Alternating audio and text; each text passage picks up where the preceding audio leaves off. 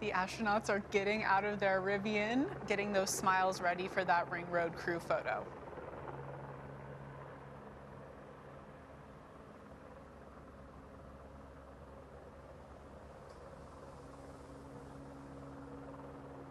And Ariane, like you've mentioned multiple times, New Shepard is alive at this point. That booster is just waiting for its crew and it's ready to go.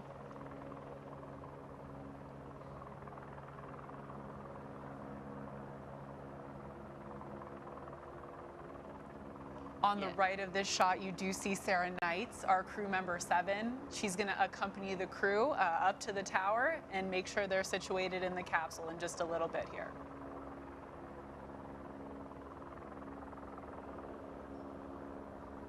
That is a good-looking crew.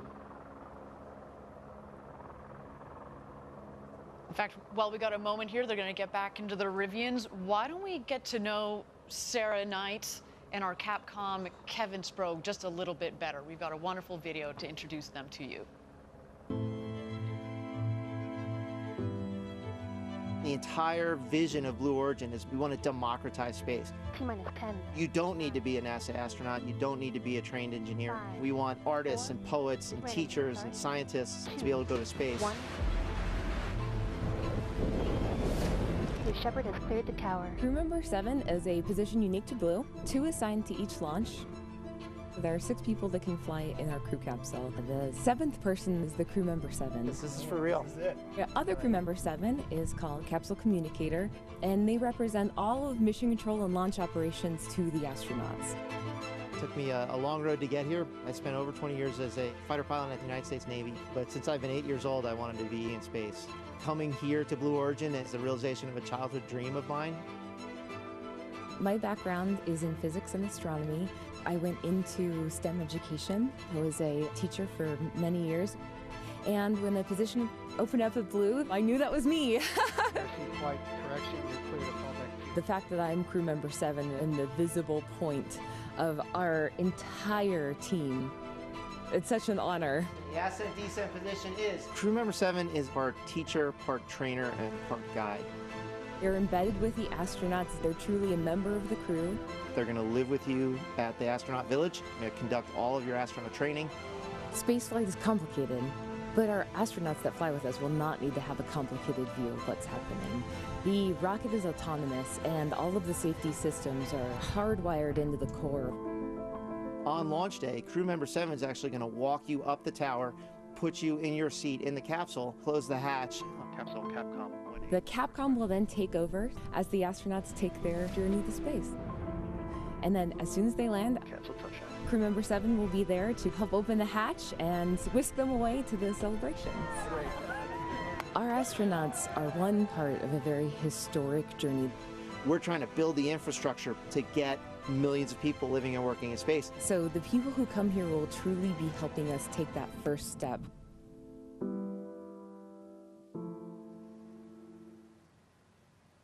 They are in wonderful hands with Kevin and Sarah. You can say that again. I mean, you know, with Kevin's military background, that discipline, the rigor. You've got Sarah with her academic background.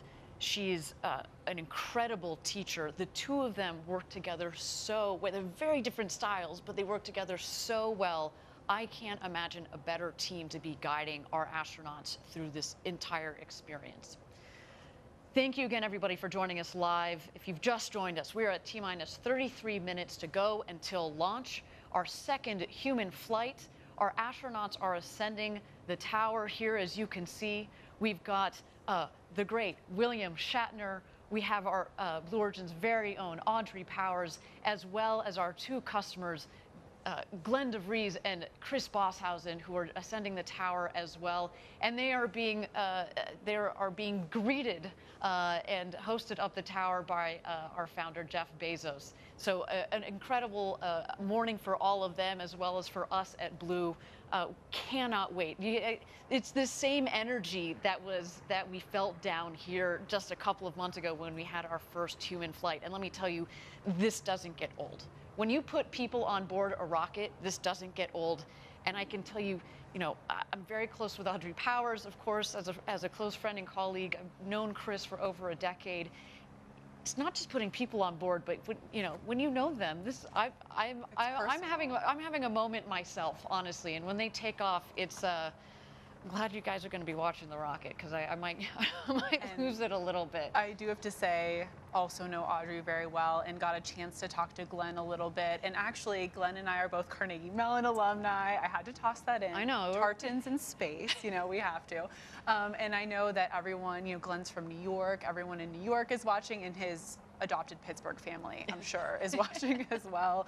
So it's very personal seeing this crew fly today. Well, and in addition to, Chris is the first full Australian to fly to space. There have been other Australians, but they've been dual citizens. Chris is the first full Aussie to fly. So hello to all of our international viewers, especially those down under. We're so excited to have you joining us.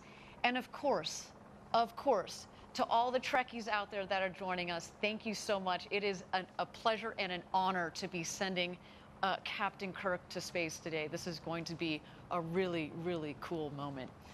And when I say, it comes from all of us, there you see a shot there just a moment ago of mission control. They are, focused, and it's a very disciplined team that has been trained over months and years in the case of many of our team members there. Right, and they're led today by Nick Patrick, flight director, NASA astronaut. They're in very good hands. And here we have the crew. They're entering the shelter just to await their ingress across the bridge, then the gantry, and of course into their seats in the crew capsule. Each of our astronauts is looking great and ready to fly today in those Blue Origin flight suits. Fantastic. So you see Sarah Knights at the bottom of your screen, or crew member 7. She, in just a moment here, is going to she's going to leave the shelter. She's going to go out across the bridge, just check in with the tower crew, make sure that we're all ready to go. And then she's going to come back to the shelter and take the astronauts out to the rocket. And once the astronauts head out of the shelter, you will see them ring a fun ceremonial bell. So that'll come up later if you're wondering what they're doing at that point. It's a little tradition that we started at Blue. Make some noise before you get in your crew capsule. That's right. That's right. Let everybody up in space know that you're coming. They can't hear you up there. Just as a reminder. But hey, we are at T-minus 29 minutes to go here. Why don't we take a moment and check out New Shepard as she awaits her astronauts.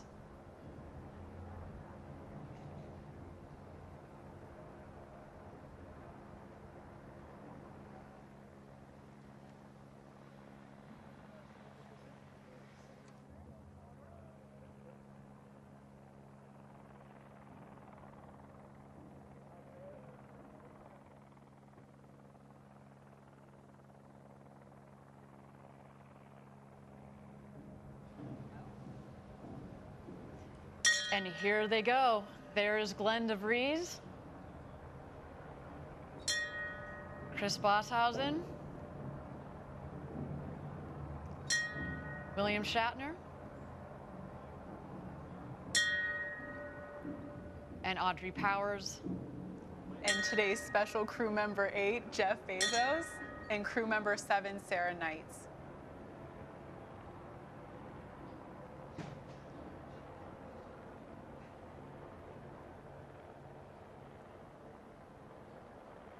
There we have our awesome tower crew ready to welcome them.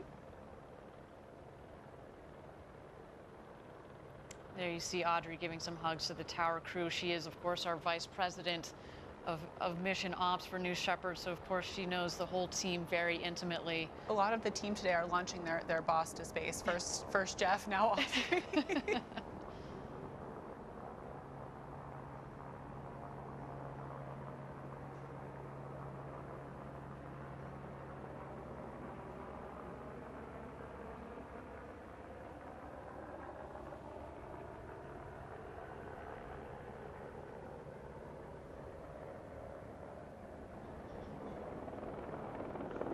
And there goes Glenn.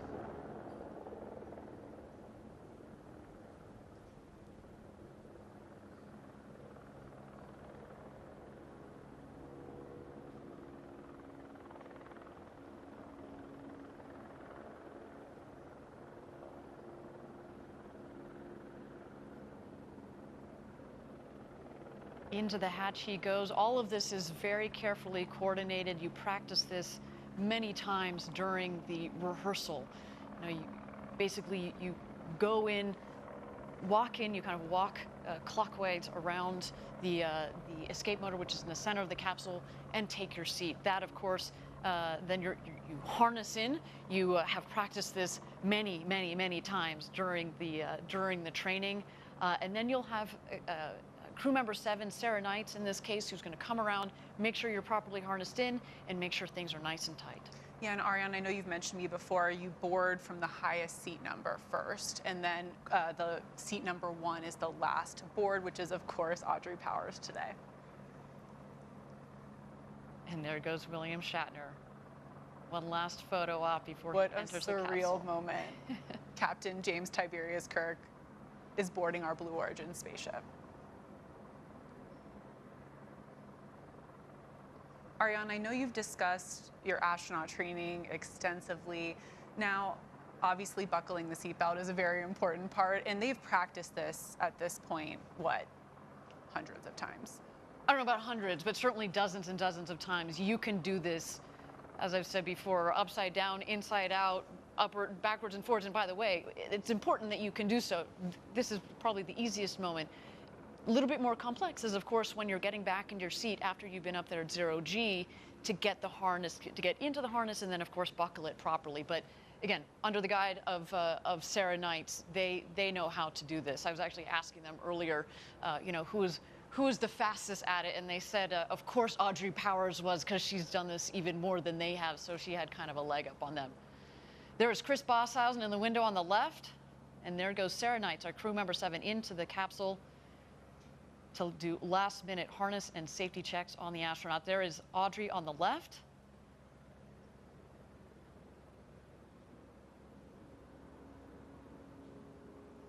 Once crew member 7 is, of course, comfortable that all of our astronauts look at their smiling faces from those big, beautiful windows. Once Sarah makes sure all of our astronauts are ready to fly today and they close that hatch, of course, we'll turn it over at that point to crew member 7's other half, Kevin Sprague, who'll be the voice from above, the capsule communicator.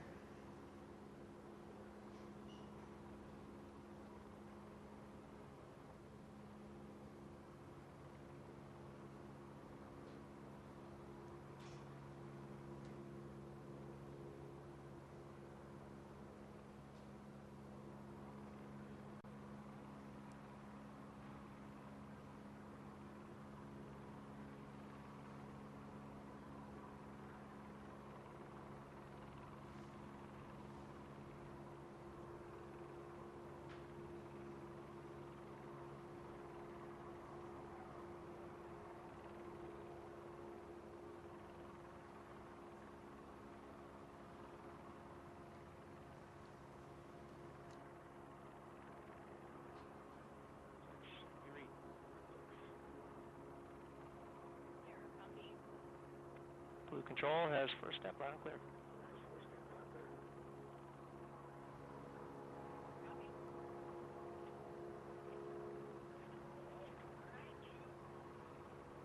And there you heard some initial communications between Capcom and the capsule.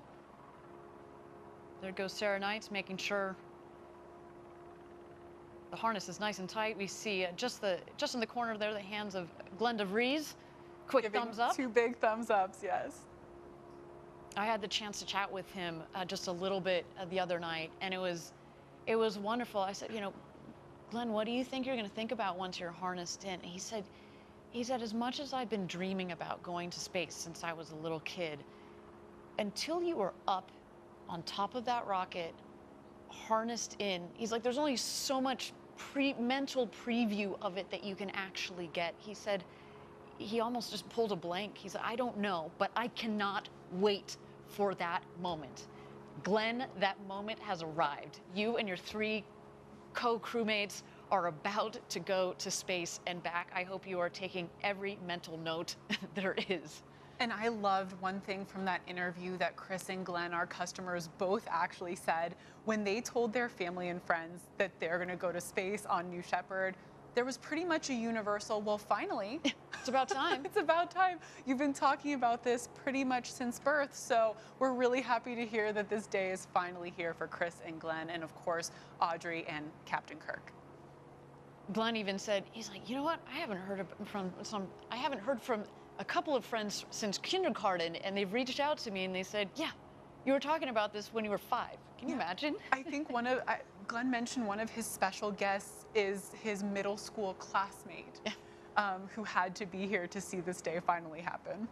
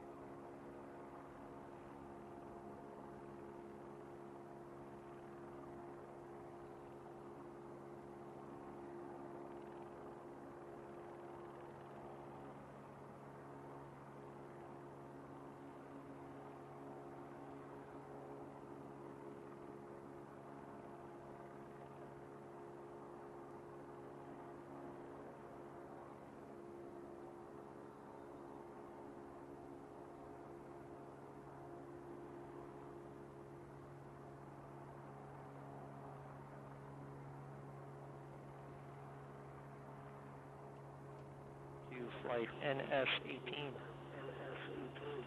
Looking for a comm check. Astronaut Powers, how do you read? Control, Astronaut Powers, I've got you loud and clear to the space speaker. Astronaut Lemley, how do you read? Astronaut Lemley, how do you read? Lemley, A-OK.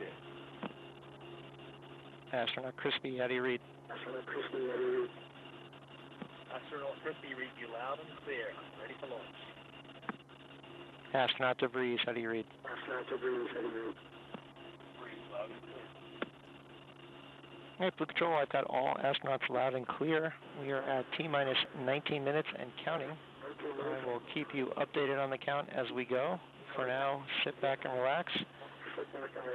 You're going to see Jeff in just a moment.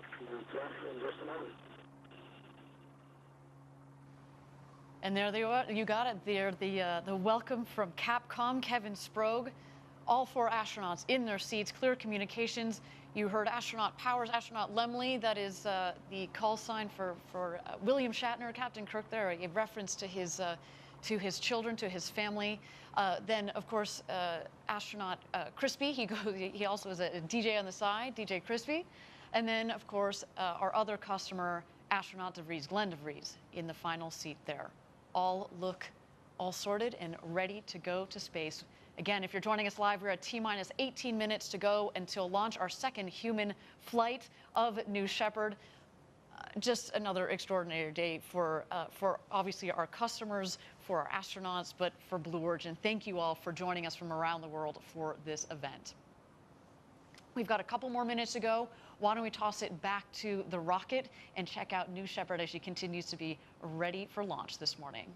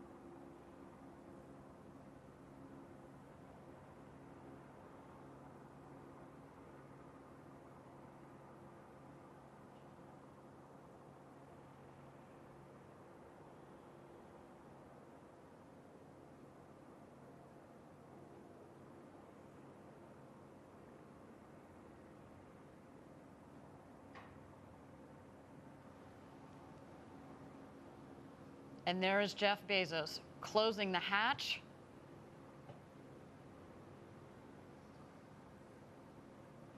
Jeff, of course, now an experienced space traveler himself.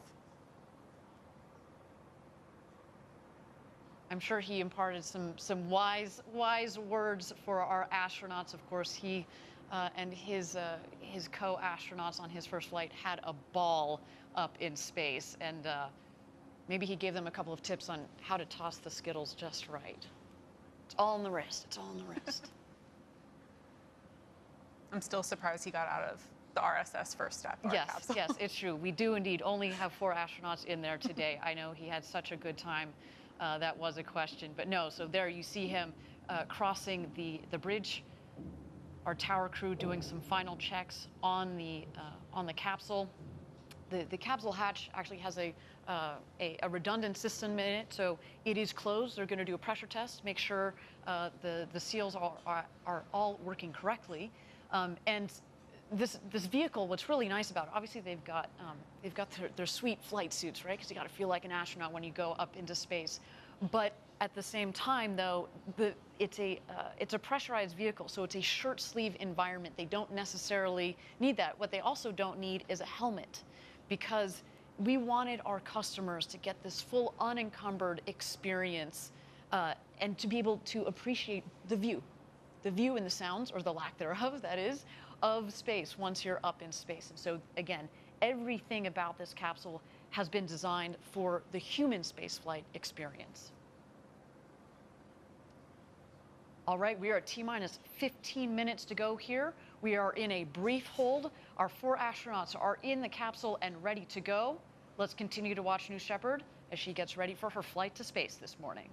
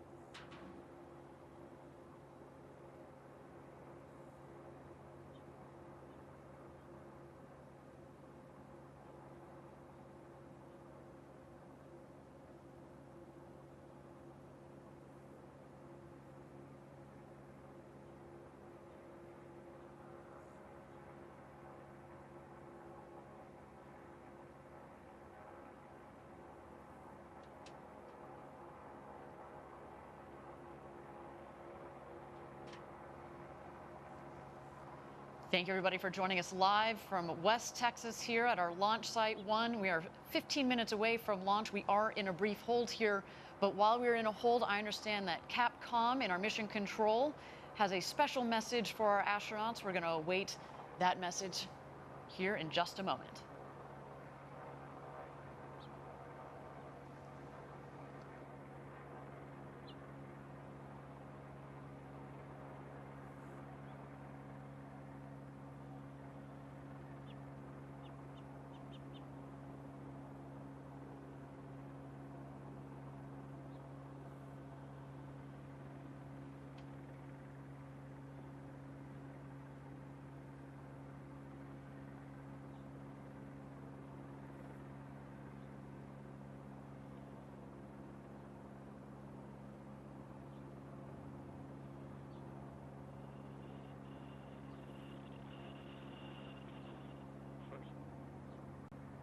I've got a surprise for you today. prize for you today? We asked our NS-16 crew to send messages to you before your flight. Before your flight. So I'm going to read those to you right now. New Shepard astronaut Oliver Damon says, "Dear NS-18 travelers, you have probably been playing this moment over and over in thoughts and also quite often in real life in the case of Mr. Shatner. But now the moment is there, the moment you're really going to space, and I can assure you that it will be better than your best imagination. No day passes by that we don't look back on this journey without having a smile from ear to ear. Have a safe flight and enjoy. Greetings from your youngest predecessor, Oliver Damon." From the last flight. Oh. The young guy, Astronaut, New Shepard astronaut Wally Funk says, "I hope this flight will be the most fantastic experience of your life as it was mine. Take time to enjoy every aspect of this journey, from liftoff to touchdown. Jeff has done a magnificent job of ensuring the smoothest, most memorable ride, and Kevin and Sarah are top-notch instructors. Becoming part of the Blue Origin family is an honor like none other I have received. Together, let's cross new boundaries and set new records. I will be watching your liftoff with great enthusiasm and sending my best wishes. Godspeed, Audrey, Bill, Glenn, and Chris. Much love, Wally."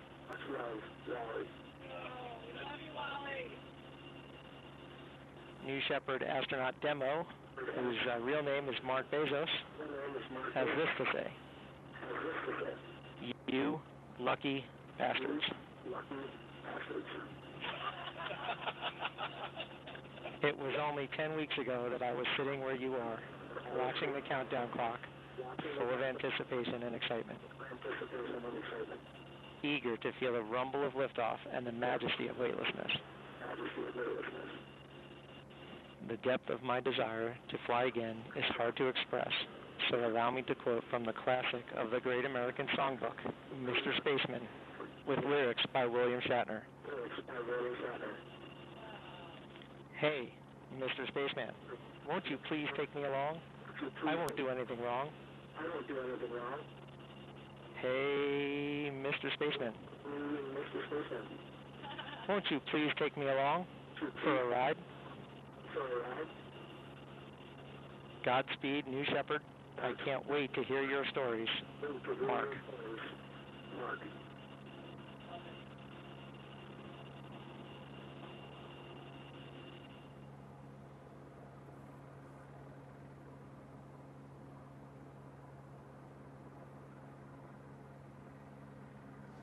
What an absolutely special moment from today's second human flight crew, hearing from our first human flight crew, those words of encouragement from Oliver, Wally, and Mark Bezos, the crew before, this amazing community of Blue Origin astronauts. And I loved that part in one of the notes where they said, look, when you go on one of these flights, you become part of the Blue Origin team and really the Blue Origin family. And that is really, you know, how we think about every single astronaut on that vehicle today. You're very special to us. You are going to have the flight, the ride of a lifetime. You are living our own dreams through you guys, so soak it in. Now, we are at T-minus 15 minutes to go until launch. We are in a hold here, but as we have a moment, as we tick down to launch, why don't we get to know the man that many of you are here to see, William Shatner. I'm going up into space. I don't know how many people who can say that. It's life-changing in its way. Not because of the aerial adventure, but because of the people I'm meeting and talking with. I'm glad to be here. Jeff Bezos' concept to make living and building in space and to make pollution a thing of the past. I mean, what noble ambitions those are, and somebody has to start it. Lines upright. Yep, and now We're just at the beginning, but how miraculous that beginning is, and how extraordinary it is to be part of that beginning. There is this mystique of being in space and that much closer to the stars and being weightless. I shall be entranced by the view of space. I want to look at that orb and appreciate its beauty and its tenacity is sustaining this life of ours, which allows us to look with awe and wonder at the miracle of space. There is an adventure in my life that I would not have had I not done this. And it looks like there's a great deal of curiosity about this fictional character, Captain Kirk, going into space. So let's go along with it and enjoy the ride.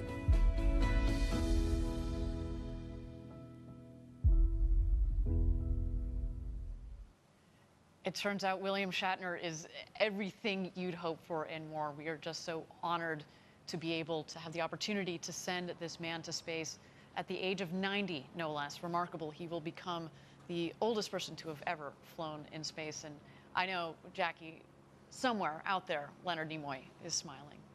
All right, we're just at T-minus 15 minutes to go. We are in a hold here. Why don't we send it back to the pad, continue to watch New Shepard as she readies for her flight to space today.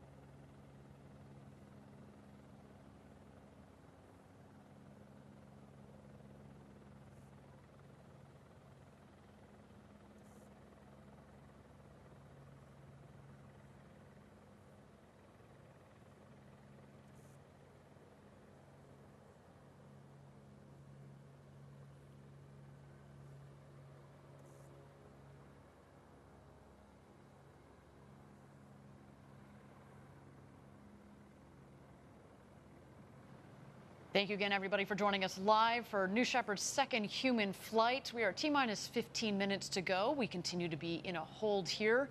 But as you can see there, the tower crew has descended the stairs of the tower. They have gotten back in their vehicles, and they are headed back to mission control. That indeed is a wonderful sign that we looked forward towards this launch this morning.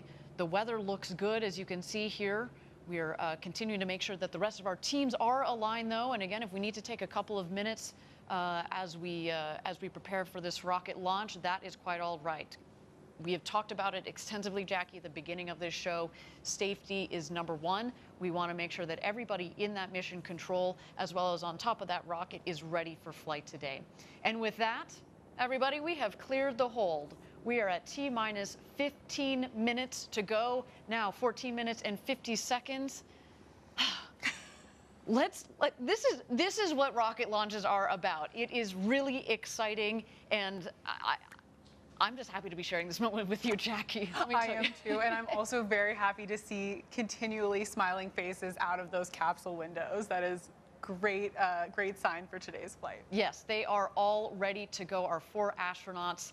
Why don't we take a moment, Jackie, and talk through the flight profile for today's launch? That'd be great. So as you can see here in the flight profile, the New Shepard will lift off from Launch Site 1 here outside of Van Horn, Texas. Once New Shepard has lifted off, it'll approach that Kármán line, the 100-kilometer internationally recognized line of space. And at that point, our capsule with our crew will separate from that booster, and the capsule will continue on over that Kármán line into space. The capsule at this point full of crew who are unbuckled, floating around and getting their 3 to 4 minutes of microgravity.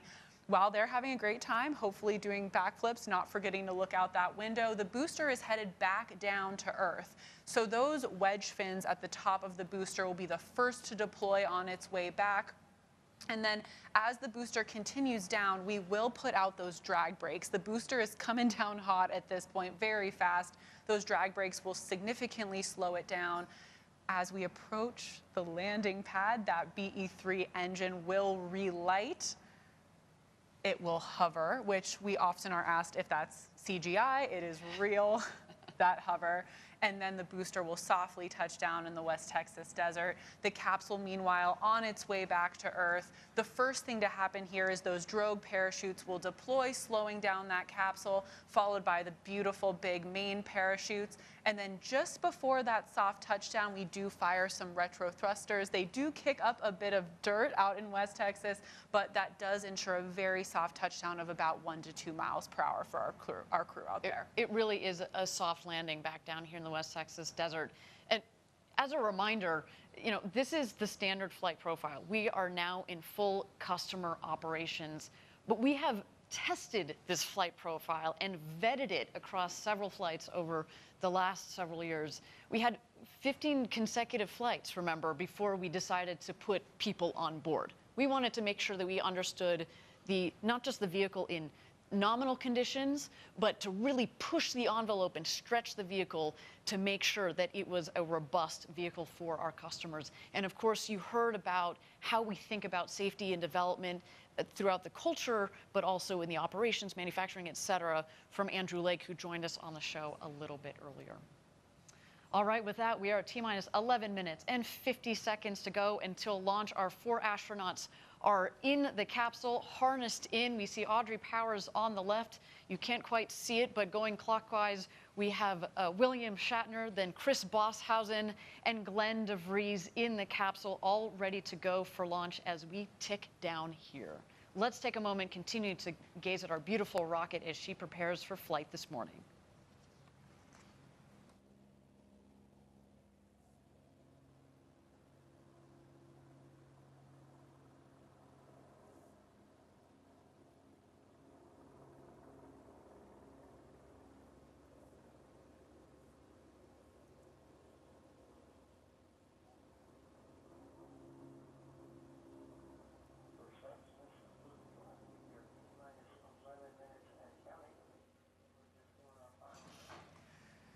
Here we are at just about T-minus 10 minutes until launch with our astronauts and especially our customers, Glenn and Chris, on board. There's really no way to fully understand how they're feeling in this moment without being on there. But we do know someone who has experienced this and can share a little bit about that. Our first customer, Oliver Damon, 18 years old, the youngest person ever to go to space. Let's hear it from him. There was not a single moment in life that I thought I would be the youngest astronaut ever. And to have been given this chance by Blue is so amazing. To meet the other astronauts and see everything is so cool. We'd like to run this one through at full speed. We're going up in that tomorrow. Yes, we are. I think there was not a single nerve in my body that was like afraid. I think it's because of the track record of Blue.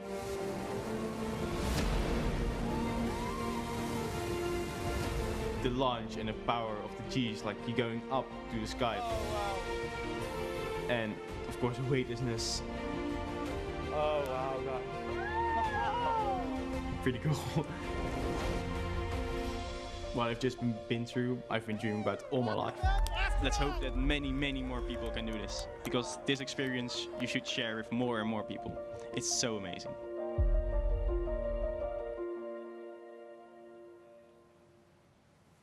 Oliver's perspective for someone so young is just amazing. I'm so encouraged by this next generation. I actually did like the part where he said he's been waiting for this his whole life.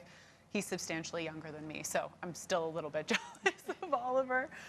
We're at T-minus 9 minutes until our second human launch, awaiting the go, no-go poll. Channel 1 and UHF for the go poll for terminal count and launch. Capsule. Go. Booster. Go.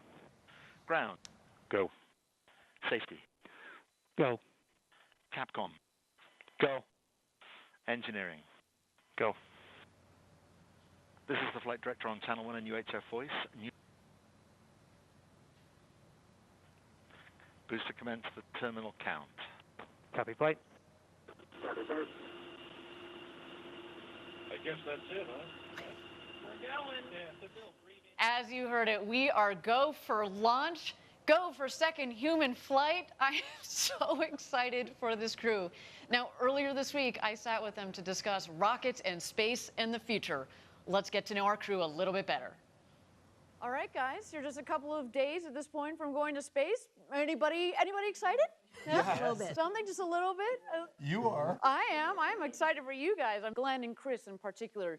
You have bought these tickets to go to space. Why?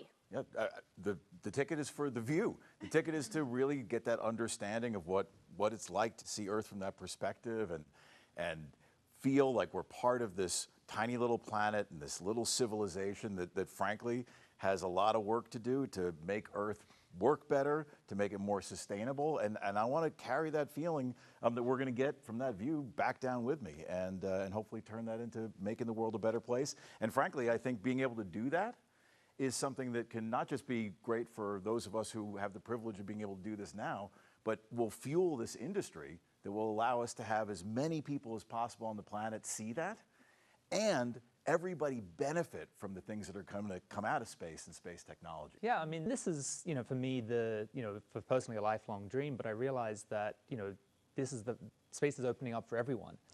This is the beginning of a new era, right? The first 60 years of space exploration were the domain of governments. You had to be a space superpower to send highly trained astronauts into space. And, Glenn and I are just regular citizens flying up. It's amazing that this is happening. I think in about 60 years, we'll look back at this year and go, this is the year the doors finally open for the human race to go to space. Fantastic. And Audrey, we both have talked about going to space for such a long time. What do you want to do with this experience? Well, to inspire I others? can't wait to get back to everybody at Blue and have them pepper me with questions. The folks who have designed this vehicle and tested this vehicle and just haven't asked me everything they want to know about what it's like when you're up there. And my nieces are coming to watch this, and they're teenagers, young kids now, and they're just absolutely mesmerized by this kind of stuff. My friends' kids are all, their Girl Scout troops are calling, and so I can't wait to talk to all them. Fabulous. And Bill, we'll end with you. You have inspired so many for so many generations. For For the kids and the young people that are going to be watching this launch and who might want to be space explorers one day, do you have any words for them? Well, seriously, the truth of the matter is this whole Blue Origin thing is based on the idea of building industry above the Earth and taking that pollution out of this planet, out of the immediate planet, and putting it up there. That's got to be the future of the Earth, and the Earth is dependent on that and the youth.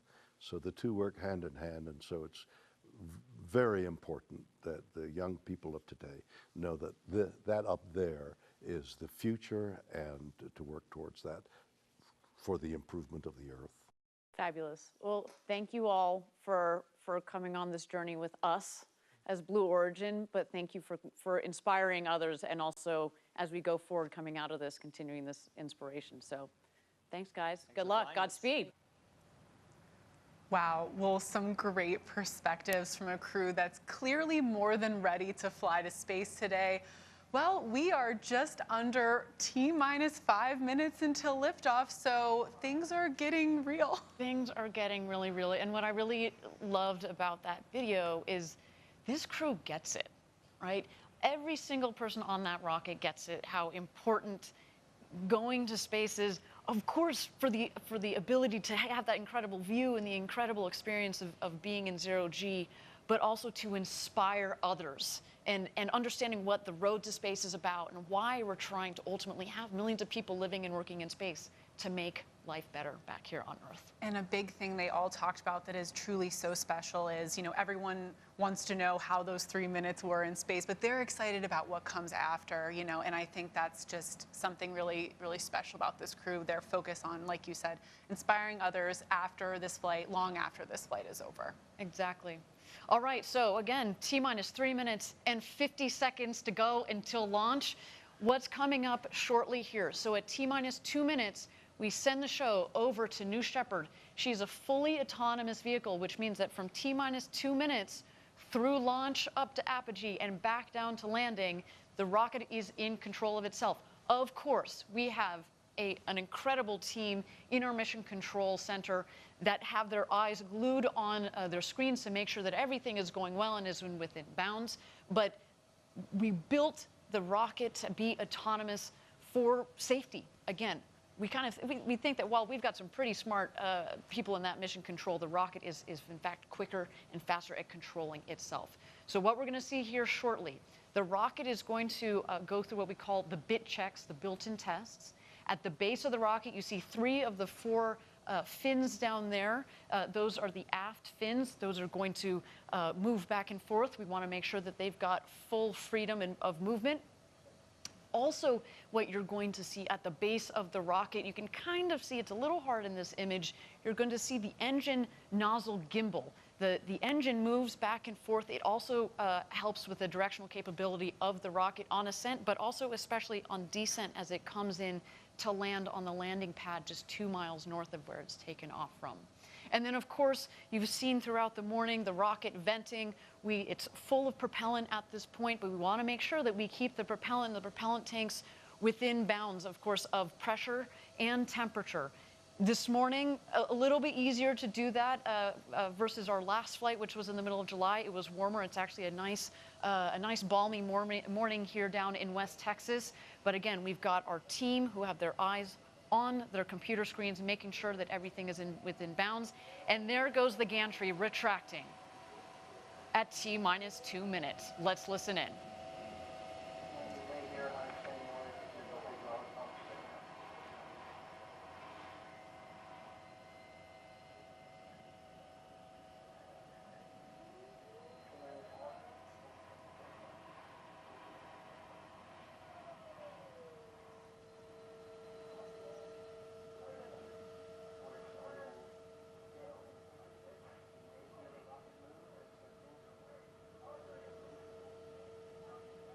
There go the aft fin checks at the base of the rocket.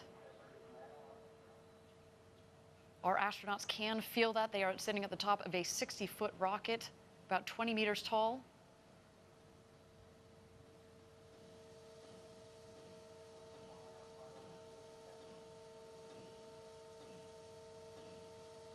T-minus 1 minute. And there you can just see slightly there the gimbaling engine at the base of the rocket.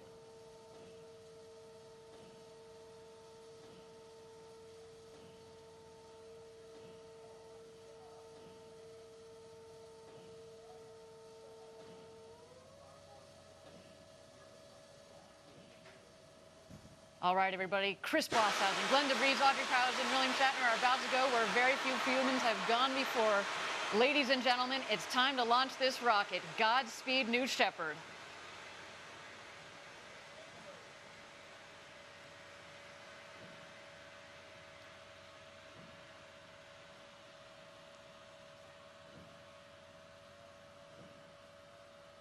Minus 10, 9, 8, 7, 6, 5, 4.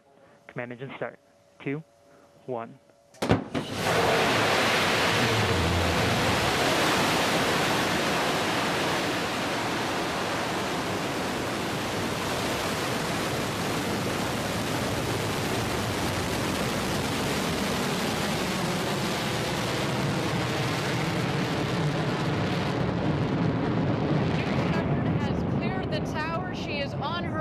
With the second human spaceflight crew.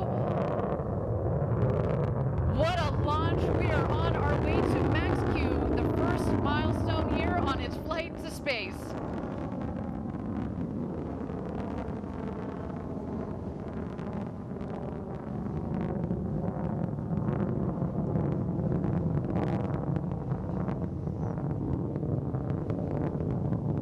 You can follow along, obviously, with the altimeter at the base of the screen, as well as the speedometer. They are gaining speed on their climb to space. We have confirmed max Q. This is when the aerodynamic stresses on the vehicle were at their maximum.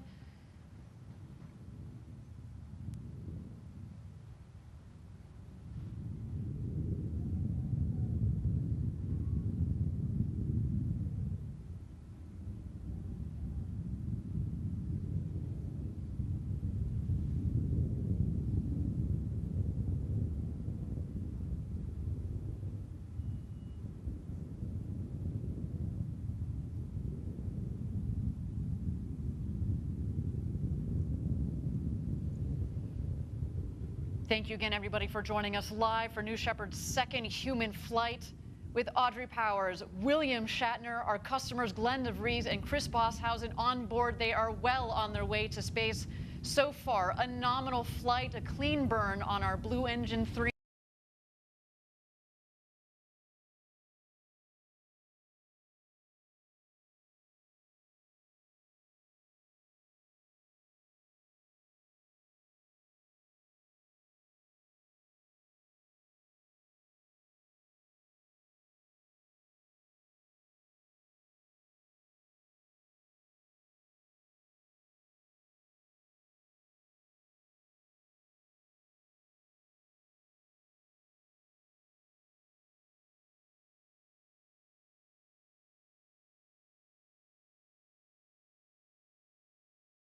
Separate the capsule from the booster, and at that point, our astronauts will have the opportunity to get out of their harnesses and enjoy the beauties of zero G. Let's wait to listen.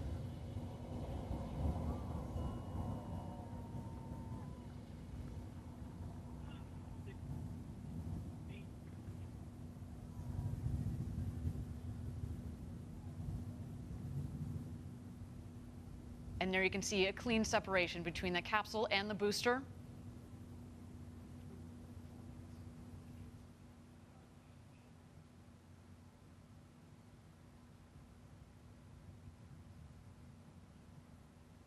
And there you can see the capsule from the top of the booster. They are continuing their ascent over the Kármán line. You'll know when they hit apogee, when the speed hits 0. And there they are, over 328,000 feet, over 100 kilometers. Welcome to space. The newest astronauts on board our crew capsule.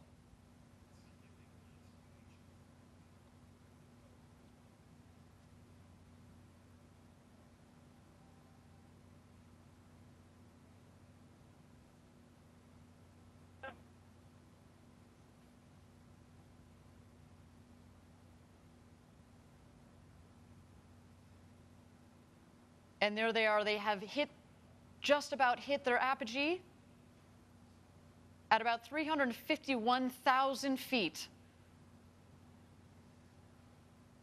And while we don't have apogee, I can just imagine Jackie, they are having the time of their lives.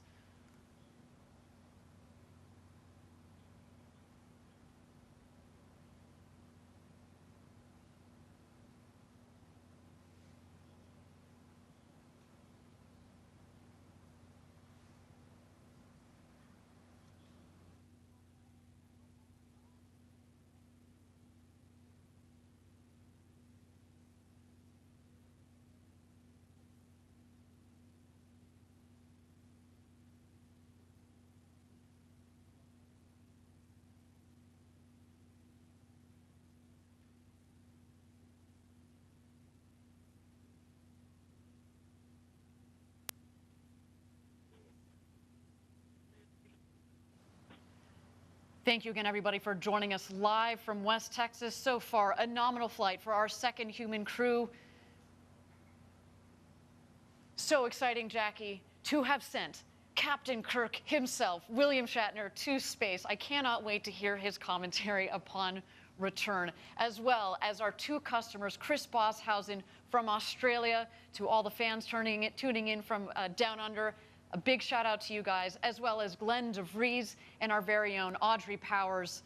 They are coming back home. The booster, of course, is going to beat the capsule back home. It is more aerodynamically shaped, of course, at the base of the capsule. It's kind of a blunt end, so it's less aerodynamic. What we're going to see coming up shortly is at the top of the rocket, we have the ring fin.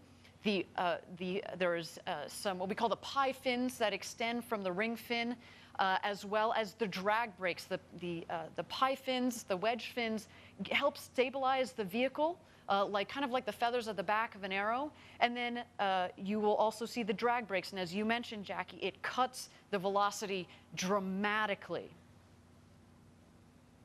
There you can see the wedge fins are out.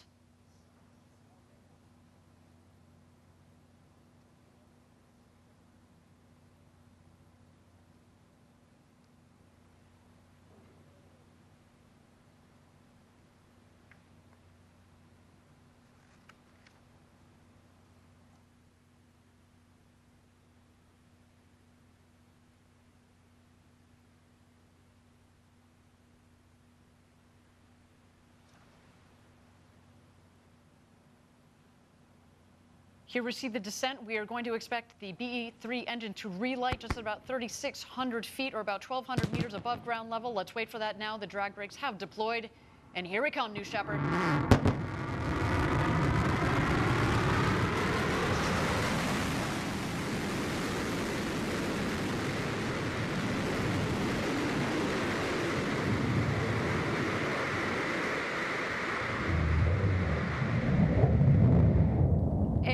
Touchdown. Welcome back, New Shepard. The fourth flight to space and back for that vehicle provided a beautiful flight to space for our second human crew. Wow, that gets me every time we do this live down here in Texas. The sonic boom is so cool. Drag brakes are folding back in, as have the wedge fins. Just looks like you could fuel her up and go again. What do you think, Jackie? And even when you know to expect the sonic boom, it still catches you off guard every time. Talk about a rumble. A beautiful sight of our New Shepard rocket there in the West Texas desert. But of course, the show is not over.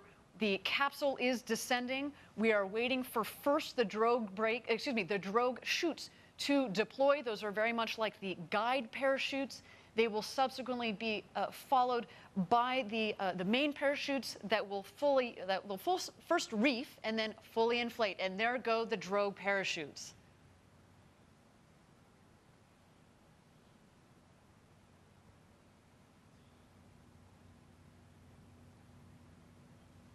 And here come the mains. Whew, what a flight.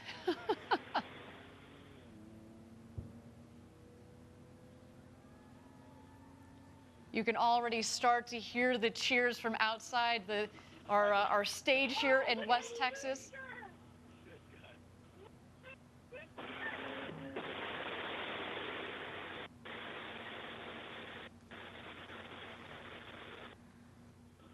a piece of podcola. Like there's a lot. Look out your window, Audrey. Oh, yeah, I see it. What? I can't see the booster. Where is it? Oh, it's on the cover. It's going to rotate. Where is that?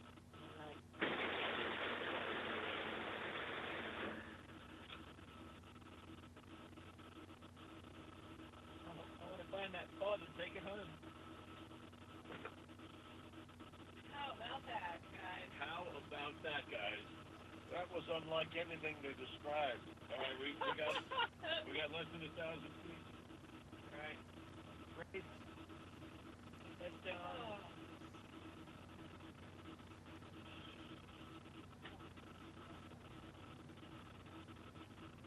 And here comes our crew back into the desert. Newest astronauts 596, 97, 98, and 99. That's unlike anything you'll ever feel. Ever feel. Stand by touchdown. Stand by touchdown. Stand by touchdown.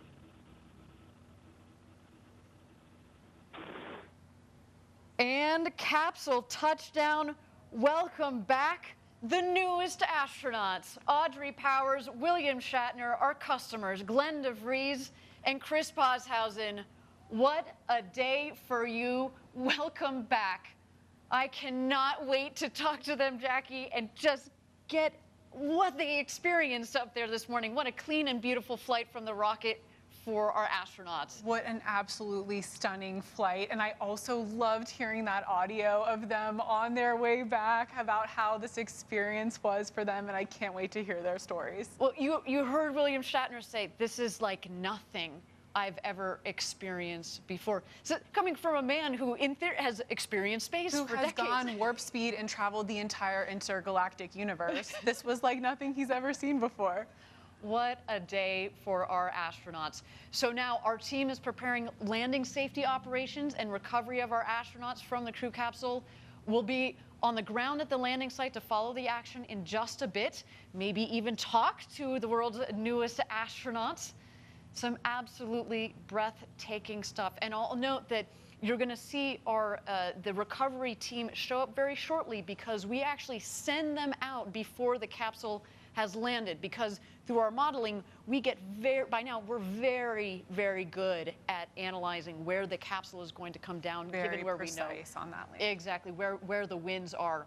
And so we're going to see the recovery team come out there, and of course they will also be joined by some of their friends and family to watch as they emerge from the capsule. Let's check out these beautiful shots of our 4 astronauts there in the Texas desert after having gone up over the Kármán line and back.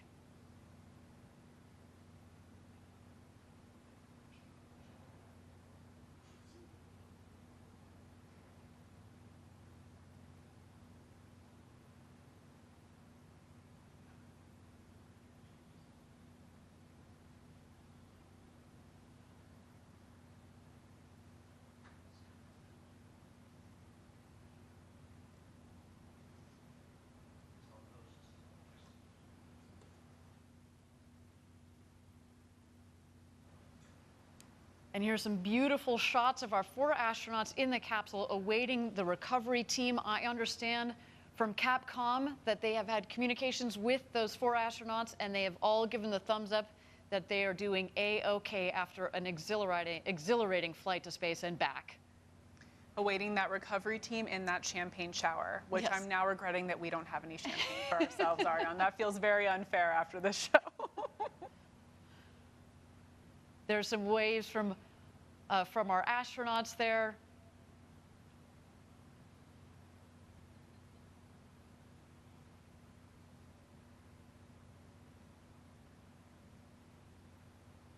And there in the foreground, you see the capsule, the background, their ride to space, the New Shepard booster. Again, that booster has flown to space and back 4 times with this flight.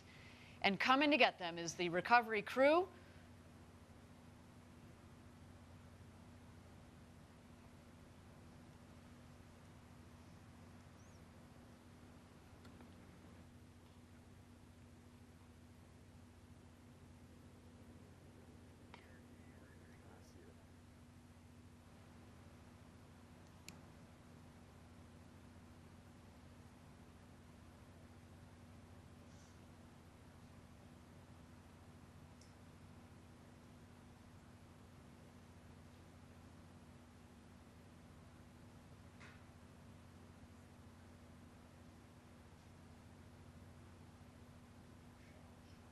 And Jackie, you can see there, again, beautiful shots of the capsule. The parachutes actually have fallen pretty close to the capsule itself, meaning that there isn't a lot of ground wind out there.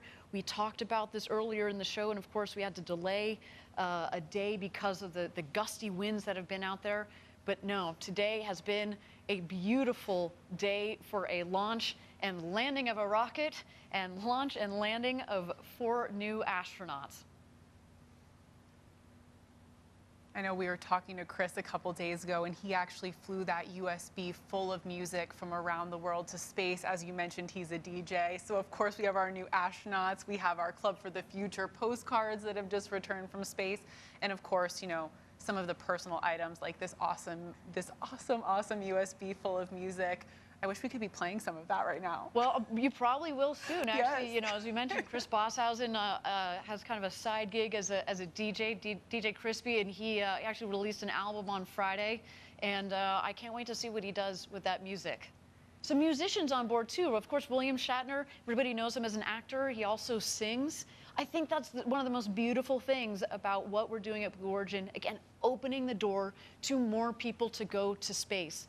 Yes, the scientists, yes, the engineers, but now the artists, poets, singers, DJs, let's just see what they create coming out of this experience. We have said it before, going to space changes you. We've talked about the overview effect, and I can't wait to see how the stories that come out of, and the art that comes out of this. All right, we now have Sarah Knight going around the capsule, getting the thumbs up from each of our astronauts.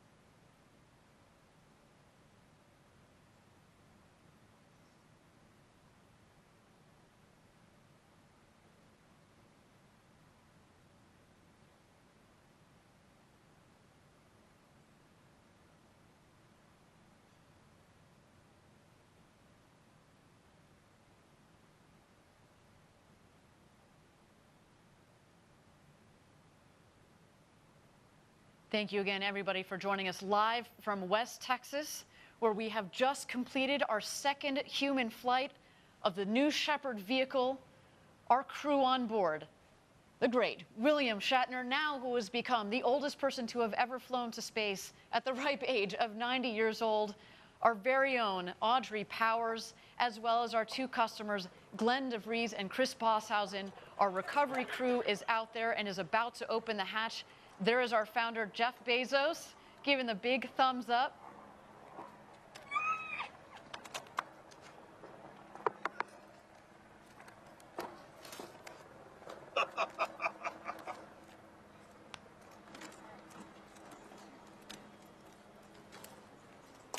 This looks like a familiar shot I remember seeing recently. Yes. A very happy birthday.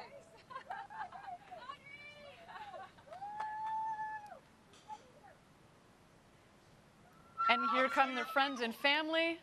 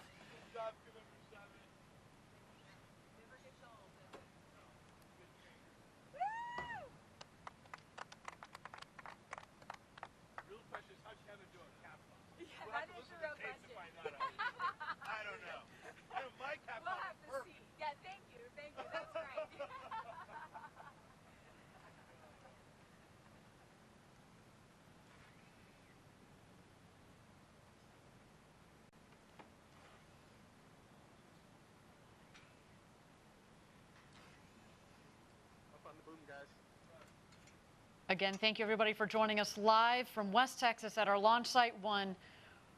Our second human space flight crew has gone to space and back up over the Kármán line, just over 351,000 feet. We're awaiting Jeff Bezos, who is now opening the hatch.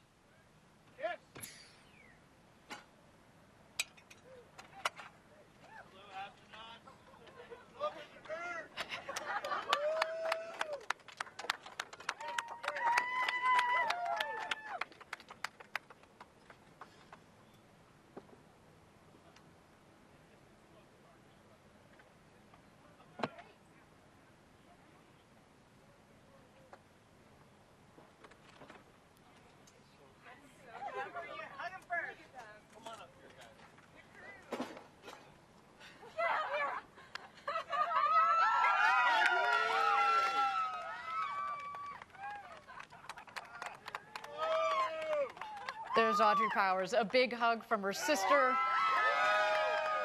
Captain Kirk himself, the great William Shatner.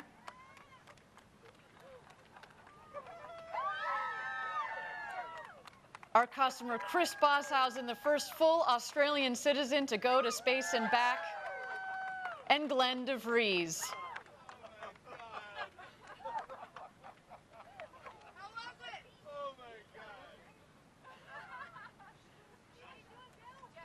Some big hugs from their loved ones. In a way, it's indescribable. That's what I thought. You have to work on it. It's so hard to describe. You have to work on it because not only is it different than what you thought, it happens so quickly. You know what the impression I had that I never expected to have is you're shooting up and this new sky. Come here. I want one. I want to hear this. Here. You want a little of this? Okay.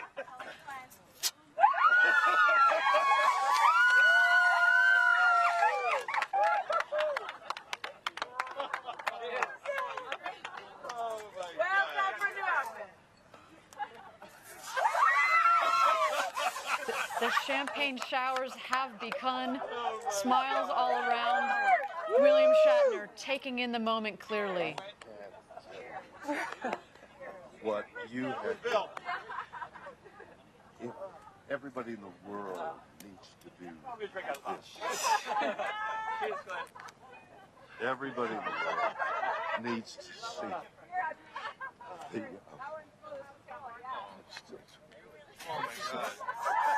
so it's unbelievable. Unbelievable. I mean, you know, the little things of weightlessness. But to see the blue cover go whoop by, and now you're staring into blackness. That's the thing.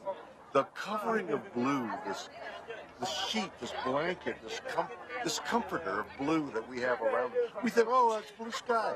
And then suddenly you shoot through it all of a sudden, as though you whip off a sheet off you when you're asleep, and you're looking into blackness, into black ugliness. And you look down, and there's the blue down there, and the black up there, and it's just, there is Mother and Earth and comfort, and is there death? I don't know. Is that death?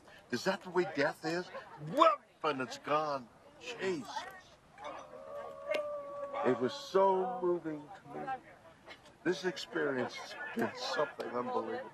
You see, yeah, you know, weightless, my stomach went up, and I thought, God, this is so weird.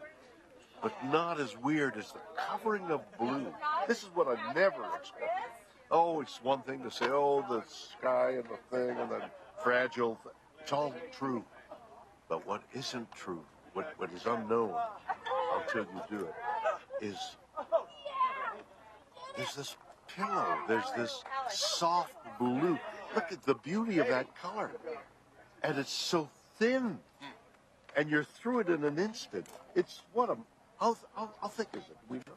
I mean, the atmosphere. Is it a mile? 2 miles? I mean, it depends on how you measure, because it thins out, but maybe 50 miles. But you're going 2,000 miles an hour. So you're through 50 miles whatever the mathematics Fast. are. Yeah, really you know, fast. it's like a beat and a beat, and suddenly you're through the blue.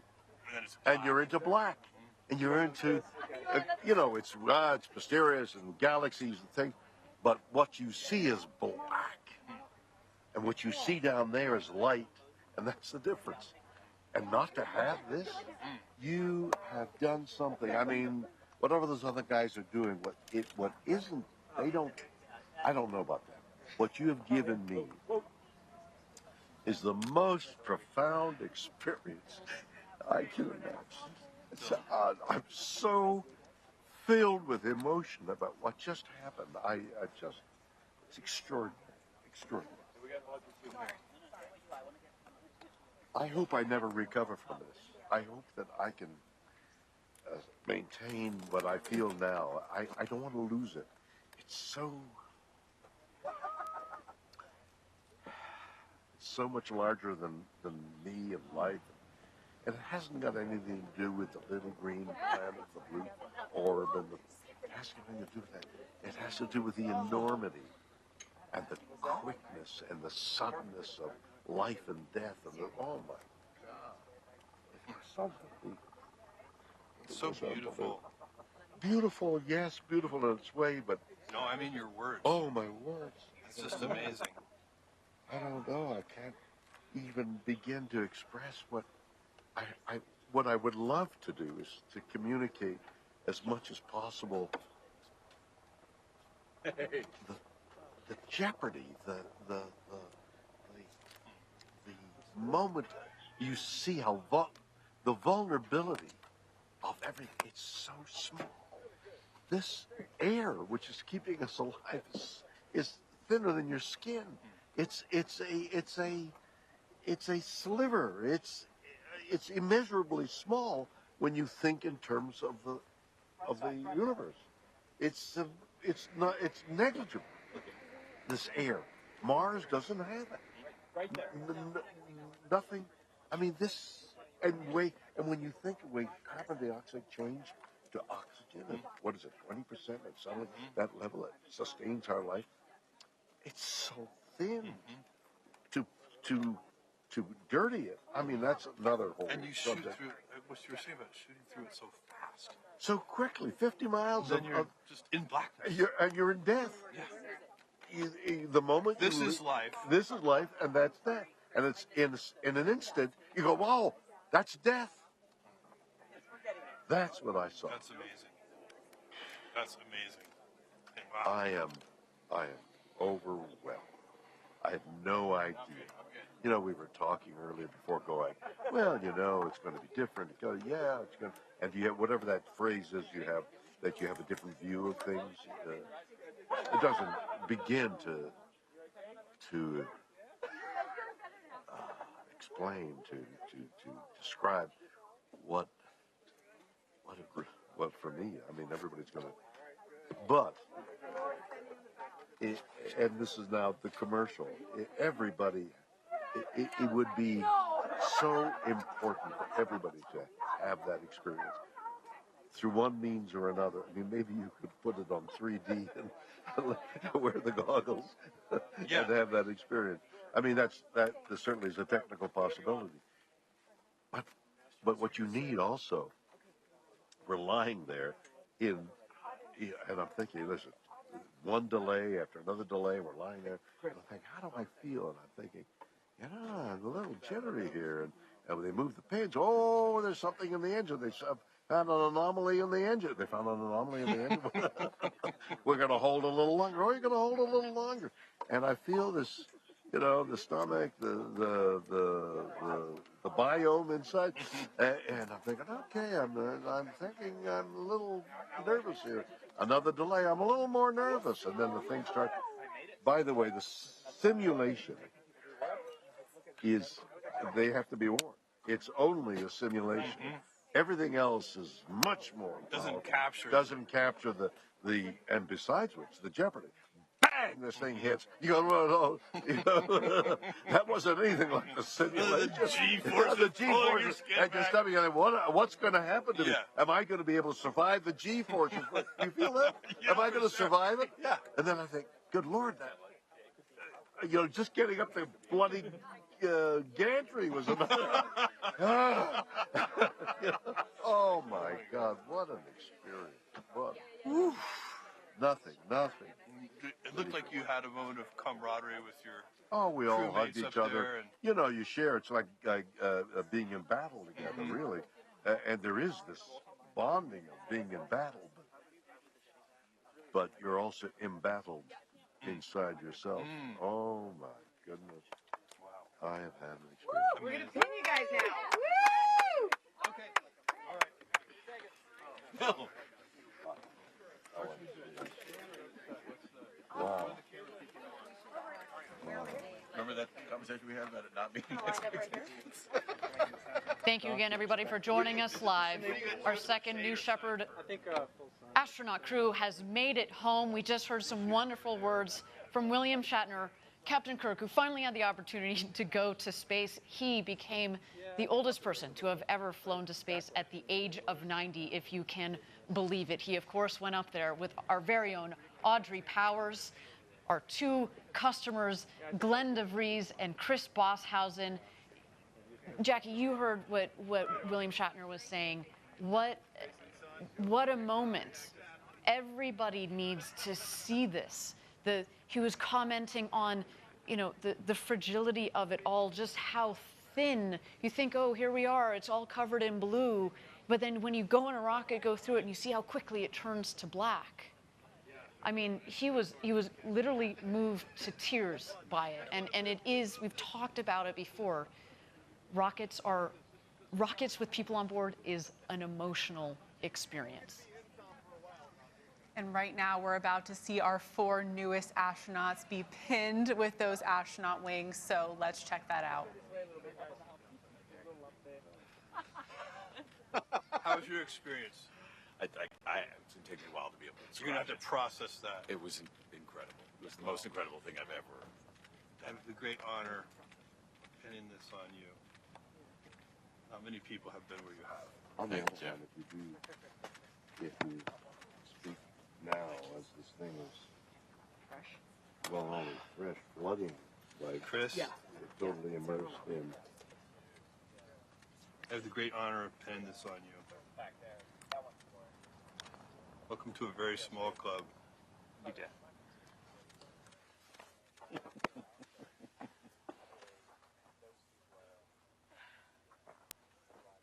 Bill, it's my real honor to pin this on you.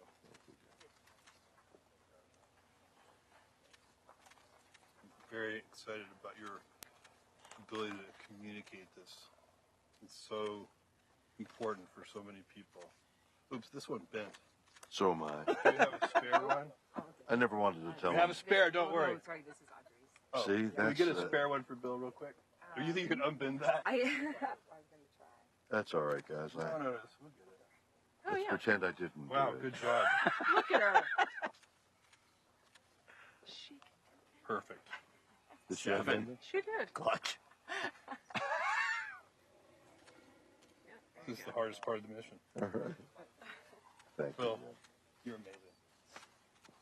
You're an amazing person.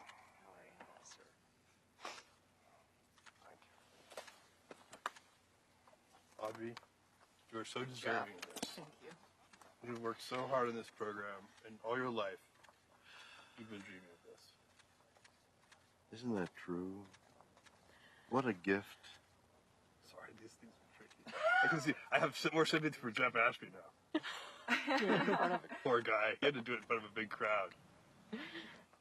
It's just that the Nomex is very tough. Oh, that's true. It's like really fights you. There we go. I heard it. I heard it. That's snap. Congratulations.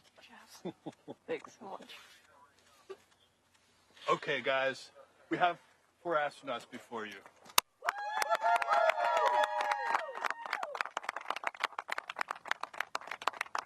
That was absolutely amazing. As Jeff said, we've got 4 astronauts before you. Thank you, everybody, for joining us today for Blue Origin's second human flight.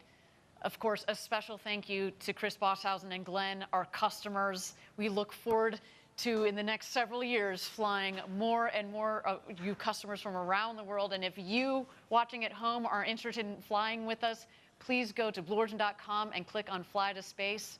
We cannot wait to send you up. Jackie, thank you so much for spending this time this morning on the desk with you. It was so much fun. Thank you, Ariane. It was an incredible day, and I cannot wait to hear the stories from these astronauts, especially Audrey. I'm so excited to see her, give her a big hug, and hear how her experience was. Absolutely, and we already heard from William Shatner and how he's still trying to find his words, and certainly Glenn and Chris, who have vowed as well to share the story with the rest of the world. Cannot wait to hear that. Everybody, the road to space is being built. You're seeing it right here. We took a big step today. And if you are interested in joining our extraordinary team, please visit our website. Yes, please join us. From two people who have been at Blue Origin for quite a long time, please come join us. And if you'd like to commemorate the day Captain Kirk flew to space, we of course have mission patches. Here you see it on the screen, apparel and other collectible gear in the Blue Origin shop. Everybody, my name is Ariane Cornell. For Jackie Cortez and everybody here at Blue Origin, thank you for joining us. And until our next launch, Gradatum Ferociter.